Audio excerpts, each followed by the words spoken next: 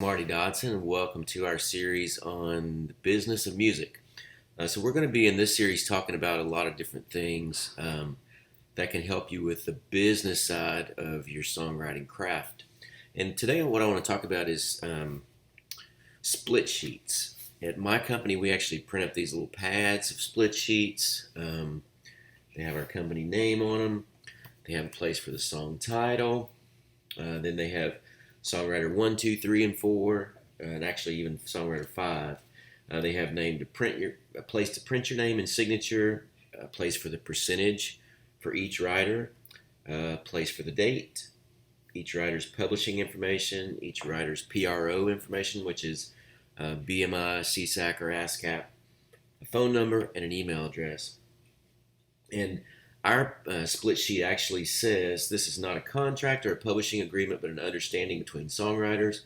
Songwriters' signatures below verify that the percentages listed and the dates stated are true and correct to the parties involved. Each party is responsible for the agreed upon writer share as listed, as well as their share of demo costs. And I would probably add, if agreed upon, to demo the song. But anyway, so it's not a contract, but it is a record of, on the day you wrote the song, who was in the room, what the agreed upon percentages are. Most of the time that's going to be equal. There's really not many occasions in which it's not going to be equal, but they do come up every now and then. Sometimes a band is willing to take one share to be in the room, so maybe there's 4 band members and 2 writers, and the band members agree to take just a third of the song between them, so they would have a lesser percentage than the other 2 writers. So it's important to have all that information. And my recommendation would be to make a little file for each song you have, put a lyric, put a split sheet in there, and then periodically go through and make sure that you have work tapes for each of the songs. You know, a friend of mine has a database where he has a little checkbox for each. You know, did I work tape the song? Did I demo the song? Has the song been cut? All those kind of things. But the split sheets are really important because people change publishing companies, for one.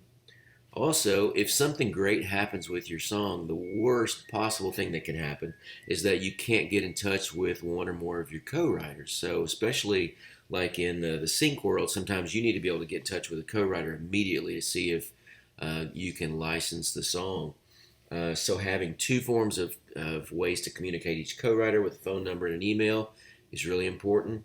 If all else fails, you can usually contact your co-writer through BMI, CSAC, ASCAP, SOCAN, whatever PRO they're affiliated with can usually help you get in touch with a co-writer. If, say, 10 years go by and something happens with your song and even the phone number and the email are no longer good, you can usually go to the PRO and they'll have current contact information on your co-writer and you can track them down. It's important to have publishing listed there. If the writer is not published, you could just put self in that blank. If the writer does have a publisher, it's important to put that in there and the complete publishing information. I have had, over the course of my career, probably 10 different publishing companies, so it's always important to be able to know which publishing company I was with when I wrote a given song. So the date can help track that down, but it also helps if I put the publishing company name.